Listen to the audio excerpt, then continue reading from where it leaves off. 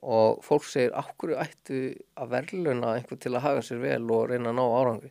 En það bara fólk, sko, við erum að tala hóp sem að með fjölþættan vanda. Já.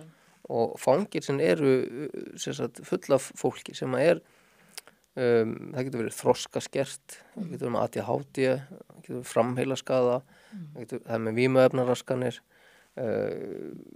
geðfatlanir, alls konar hlutir sem sem þarf að vinna að og hafa ekki fengið og vinna úr öllum áföllunum sem það eru fengið líka. Upp til hópa eru fólk með mikið félagslega vanda í fangelsunum og þannig að sko það skiptir svo miklu máli fyrir okkur að endurhæfa þennan hóp af því að ég hef nú sagt þetta reyndar milljón en ég get alveg sagt það aftur en sko með því að gera þetta svona þá fáum við endurhæft fólk út úr samfélaginu.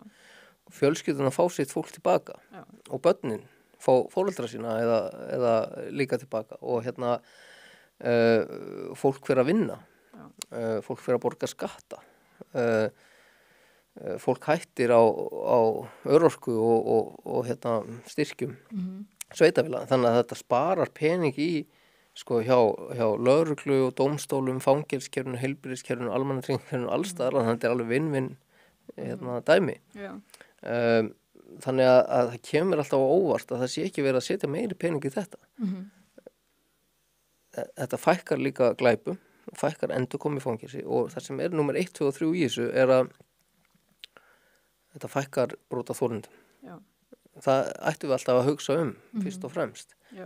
Ég veit alveg að okkar samfélag það mikið krafa að vera með þolendavænt réttarkerfi og þolendavænt allt saman og ég alveg hlynntur því og skil allt varandi það.